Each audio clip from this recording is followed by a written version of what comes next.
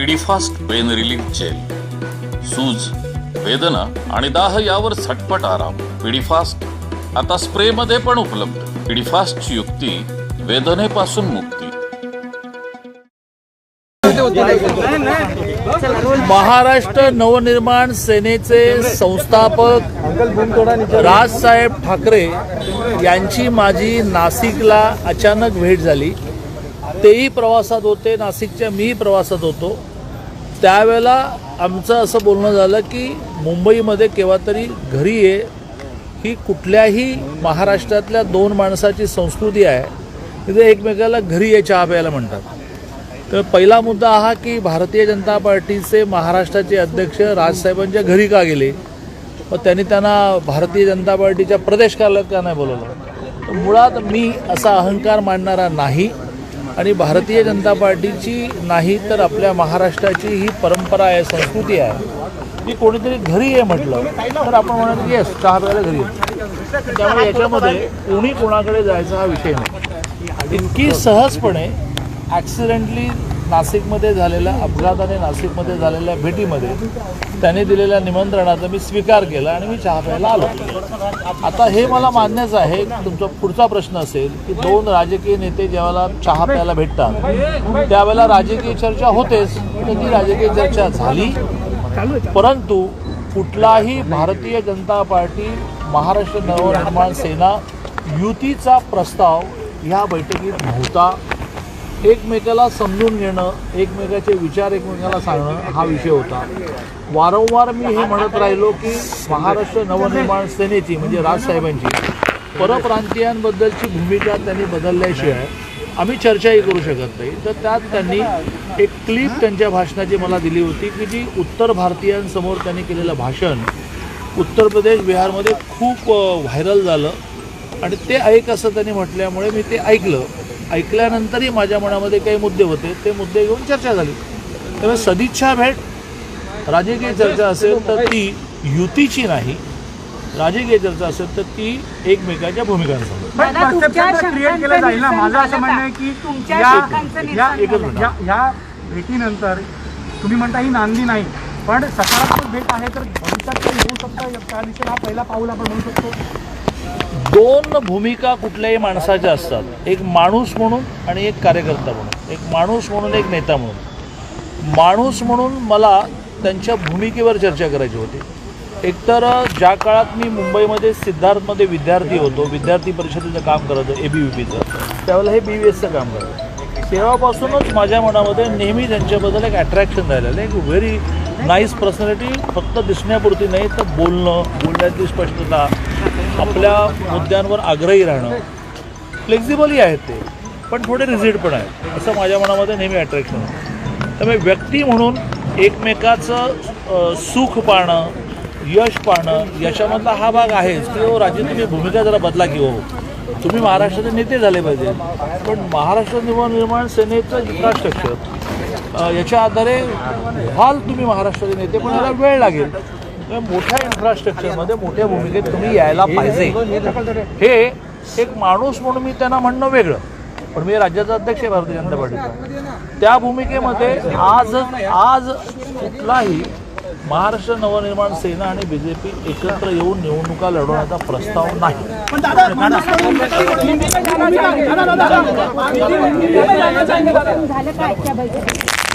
माझ्या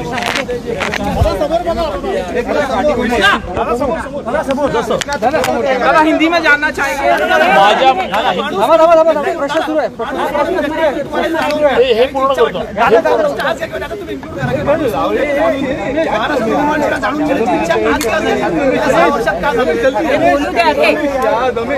प्रत्येक गोष्टीची एक वेळ यावी लागते. यावर तुमचा विश्वास आहे की नाही माहिती आहे, माझा आहे. अदरवाईज नाशिकला प्रवासाला तेही जातात, मी जातात. नाशिकला असं अपघाताने ॲक्सिडेंटली आम्ही भेटण्याचं काही कारण नव्हतं, आम्ही काही ठरवून भेटलो नाही. आणि त्यामुळे प्रत्येक गोष्टीची एक वेळ यावी लागते. मी गेले 6 महिने 8 महिने वर्षभर बोलतोय की त्यांनी त्यांची भूमिका बदलली पाहिजे, त्यांनी त्यांची भूमिका बदलली पाहिजे. पण समोरासमोर आलो आम्ही नाशिकला. त्यामुळे आज का वाटलं तर आजची वेळ यायची होती. तो वरती आहे ना, त्याने ती वेळ ठरवली होती. दादा माझ्या तुमचं जे प्रश्नाचं म्हणणं आहे किंवा मी त्यांच्या मुद्द्यांवर कन्व्हिन्स झालो का, तर माझ्या मनातले मुद्दे मी उपस्थित केले. उदाहरणार्थ राजसाहेब असं म्हणाले किंवा उत्तर राजसाहेब असं म्हणाले की उत्तर प्रदेशमधल्या माणसाला उत्तर प्रदेशमध्ये 80% नोकऱ्या मिळायला पाहिजे. हे जसं माझं उत्तर प्रदेशमध्ये जाऊन म्हणणं असेल किंवा इथल्या युवकाला 80% नोकऱ्या, तेच माझं म्हणणं महाराष्ट्र बाबतीमध्ये. ते म्हणणं हरकत नाही. पण जसं जम्मू काश्मीरमध्ये आजपर्यंत अन्य राज्यातल्या लोकांनी जाऊन नोकऱ्या करणं, व्यवसाय करायला बंदी होती. 370 कलम रद्द झालं, 35 रद्द झाल्यानंतर आता जम्मू काश्मीरमध्ये जाऊनसुद्धा अन्य प्रांतातले लोक, तरुणी नोकऱ्या करू शकतात, व्यवसाय करू शकतात. मग मुंबईत का नाही करू शकत? तर जम्मू काश्मीरमध्ये जसं तिथल्या लोकांनी आग्रह धरला पाहिजे की 80% स्थानिकांना द्या, तसं तुम्ही इथे आग्रह धरणं बरोबर नाही. त्या आग्रहामध्ये थोडं बिटरनेस आहे, कटुता आहे, द्वेष आहे. ते म्हणाले तसं नाही आहे. म्हटलं तसं नसेल तर तसं परसेप्शन जातं, तसा समज जातो. तो समज तुम्ही लोकांचा दूर केला पाहिजे. अरे बाबा माझी भूमिका जी आहे ती स्थानिकांना प्राधान्य द्या अशी आहे. तुम्ही इथे येऊन तुमच्या कर्तृत्व मोठं व्हायला माझं कुठं ना आहे, हे तुमचं म्हणणं असेल तर ते जरा जोरात म्हणायला पाहिजे असं मी त्यांना म्हटलं. पुढच्या भेटीचं निमंत्रण दिलंय का? पुढच्या भेटीचं निमंत्रण मिळालंय? नाही, दोन महाराष्ट्रातली माणसं, हिंदू माणसं ही नेहमीच निघताना पुन्हा भेटू म्हणतात. त्या पुन्हा भेटीला राजकीय संदर्भ नाही. विशेषतः वहिनी जेव्हा आल्या त्यावेळेला तर त्यांनी मला तुम्ही पुढच्या वेळेला येताना पत्नीला बरोबर घेऊन असं म्हटलं. मग मी त्यांना सांगितलं की इथून 50 पावलावर माझ्या पत्नीचं ऑफिस आहे. तर फारच खुश झाला. त्यामुळे कुठलीही दोन हिंदू माणसं निघताना आता पुन्हा येऊ नका असं म्हणत नाही, पुन्हा या असं म्हणतात. दादा आपसे आज आपकी मुलाकात हुई, आपने कौन से सवाल राज ठाकरे जी को पूछा और उन सवालों का जवाब उन्होंने क्या दिया? मैंने महाराष्ट्र नवनिर्माण सेना के संस्थापक राज साहब को मिलना ये बहुत एक्सीडेंटली तय हुआ.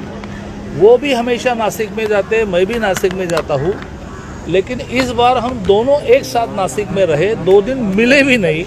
अचानक एक दिन मैं सुबह जब निकला तो वो उनका गाड़ियों का ताफा लग रहा था. तो मैंने पूछा कौन जा रहा है? तो राज साहब जा रहे हैं. तो मैंने कहा कि ये ठीक नहीं है कि 2 दिन मिले नहीं और अभी गाड़ियाँ लगी तो भी नहीं मिलेंगे. तो मैं जाकर गाड़ी के पास नमस्कार किया. वो उतरे, थोड़े 10 मिनट बात हुई. तब 2 हिंदू व्यक्ति, 2 महाराष्ट्रीय व्यक्ति जब कहते अरे भाई मुंबई आओ कभी चाय पीने के लिए, तो मैंने कहा कि मैं आऊँगा. तो थोड़ी ये भी चर्चा हुई कि भाई बार बार आप प्रेस के सामने कहते हैं कि राज्य ने अपनी परप्रांतियों की भूमिका बदलनी चाहिए तो ही आगे जा सकते हैं. तो मैं एक आपको क्लिप भेजता हूँ जो उत्तर भारतीयों के सामने की है. तो मेरा भाषण है वो उत्तर प्रदेश बिहार में बहुत पॉपुलर हुआ था. मैंने कहा भेजो, तो उन्होंने भेजा. तो कभी आओ चाय पीने के लिए वो और नज़दीक आया क्योंकि मैंने क्लिप सुनने के बाद कुछ प्रश्न मेरे मन में निर्माण हुए. तो आज वो मुलाकात हुई. उस मुलाकात में उनकी भूमिका समझना था. महाराष्ट्र नवनिर्माण सेना और बीजेपी युति का कोई ही प्रस्ताव नहीं. सर नौकरी को लेकर आपने कुछ सवाल पूछे थे और वो सवाल आपके एग्जैक्ट सवाल और उनके जवाब बताइए. मैंने उनको कहा कि भाई आपका यह कहना बराबर. उन्होंने मुझे ये कहा कि मैं उत्तर प्रदेश में नेता के रूप में जाऊंगा तो यही कहूंगा कि यहाँ के जॉब यहाँ के 80% लोगों को मिलने चाहिए.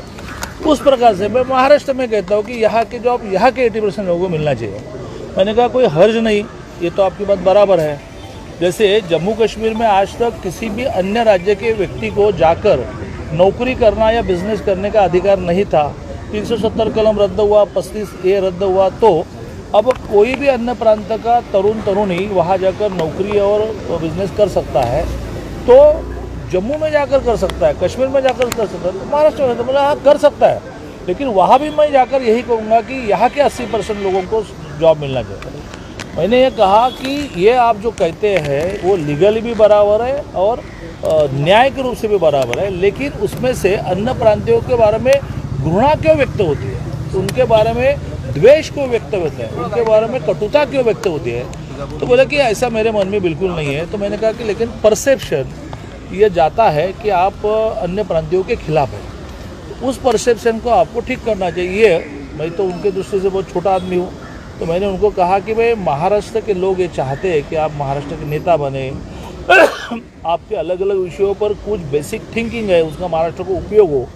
लेकिन जब तक आप यह भूमिका व्यापक नहीं करते तब तक इसकी थोड़ी मर्यादा है, ये मैं नम्रता से आपको कहता हूँ। उन्होंने कहा है कि ठीक है, कोविड के 1.5 साल में मेरी भूमिका लोगों में पहुंचाने में मैं थोड़ा अयशस्वी हुआ, आप भी हुए। अब कोविड थोड़ा समाप्त हुआ है, तो जो मैंने हिंदुत्व की लाइन पकड़ी थी उसको मैं और भी ज़्यादा तेज करूँगा।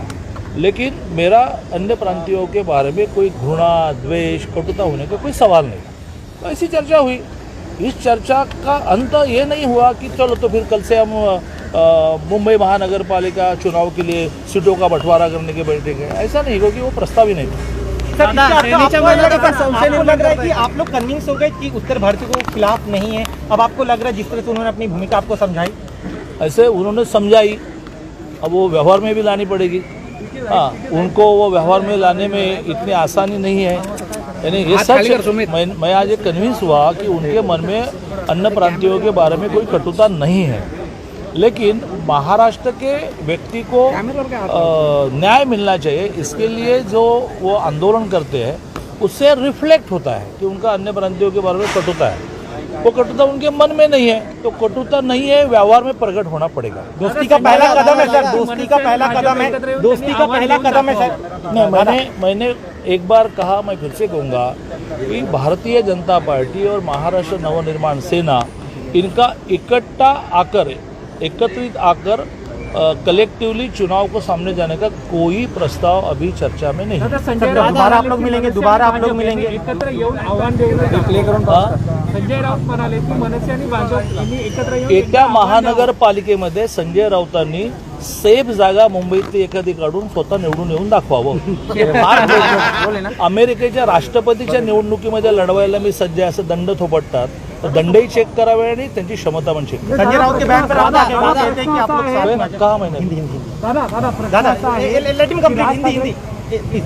संजय राउत ने आज 2 बयान दिया, क्या आप लोग साथ में आकर दिखाई, उस पर बीजेपी का क्या कहना है? संजय राउत जी आने वाले महानगर पालिका में मुंबई में शिवसेना का प्रभाव यदि है तो एक सेफ जगह पर कॉरपोरेशन में चुनाव लड़कर दिखाए। हाँ, और वो तो अमेरिका के अध्यक्ष के भी चुनाव लड़ सकते हैं, और हमारे मराठी में कहते हैं कि दंड ठोपड़ने, तो उन्होंने दंड भी चेक करना चाहिए और क्षमता भी चेक करनी चाहिए। दादा, एक प्रश्न माझा असा आहे की राज ठाकरे यांनी आपली भूमिका हिंदुत्वाच्या दिशेला वळवली, राम मंदिरला जाण्याचं त्यांनी घोषणा केली, पण कोविड घेऊन जाऊ शकले नाही। हे जे त्यांचे सगळे प्रयत्न आहेत ते हिंदुत्वाच्या दिशेला आहेत आणि सकारात्मक विचाराचा पण आहोत तुमच्यासोबत हे दाखवण्याचा प्रयत्न आहे। दुसरं राज साहेबांना मी गेली 43-44 वर्ष ओळखतो, ज्या काळामध्ये मी मुंबईमध्ये सिद्धार्थमध्ये विद्यार्थी होतो, ABVPचा ॲक्टिव्हिस्ट होतो, ते BBSमधून निवडणुका लढवायचे, आम्ही ABVP लढवायचे, कधी मारामाऱ्या व्हायचे, कधी एकत्र यायचे। ते कधी एखादा स्वार्थ साधण्यासाठी स्वतःच्या विचाराला मुरड घालत नाहीत। स्ट्रॅटेजी हा शब्द जो आहे तो त्यांच्या कोशात नाही, जे आहे ते धोरण। म्हणजे स्ट्रॅटेजीचा मराठी अर्थ धोरण होत असेल, पण स्ट्रॅटेजीचा एक अर्थ असा की काहीतरी साधण्यासाठी करणं।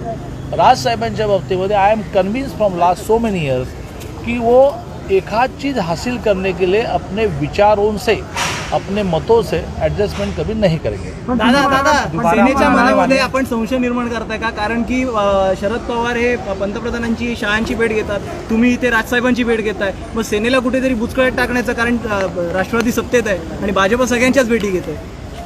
सेना बुचकळ्यात पडण्या इतकी छोटी असती तर 56 आमदारांवर ते मुख्यमंत्री झाले नसते। दादा, आपसे क्या दोबारा मुलाकात होगी क्या, ये हम कहें आप लोग जब आप मुलाकात? 2 हिंदू जब एक दूसरे को चाय पिलाने के बाद बाहर छोड़ने के लिए आते हैं तो स्वाभाविक रूप से ये कहते हैं कि फिर से एक बार आओ। भाभी ने तो ये कहा कि भाई पत्नी को भी कभी लेकर आओ। मैंने कहा कि नहीं, वो तो हर वीक में 3 दिन आती है, आपके बाजू में ही हरिनिवास में उसका ऑफिस है, तो उनको बहुत आनंद हुआ।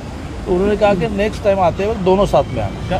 तो 2 हिंदू फिर कभी नहीं आना। हाँ, आज चाय पिलाई उतने काफ़ी है, ऐसा नहीं कहते, फिर एक बार चाय पिलाने के बाद दोबारा आप लोग राज साहब भी आप लोगों से मिलने आपके घर पे आने वाले, या देवेंद्र जी से मुलाकात करने वाले हैं, ऐसा कुछ है? जैसे आप उनके घर पे आए वैसे आप वो भी आपके घर पे आने वाले हैं चाय पीने के लिए? नहीं, वो आएंगे तो मुझे बहुत खुशी होगी। राज साहब मेरे घर में जब चाय पीने के लिए आएंगे वो मेरे लिए बहुत बड़ा दिन होगा, लेकिन ये मैं अपेक्षा नहीं करूँगा कि वो मेरे घर में चाय पीने के लिए, निमंत्रण तो दूंगा। दादा एक प्रश्न असा आहे की आपण म्हणालात की राज ठाकरे यांची ते म्हणाले की परप्रांतीय भूमिका नाही आणि हीच भूमिका त्यांनी सार्वजनिकरित्या त्या लोकांपर्यंत पोहोचवली पाहिजे, खुलेपणानं पोहोचवली पाहिजे. यावर ते काय म्हणाले?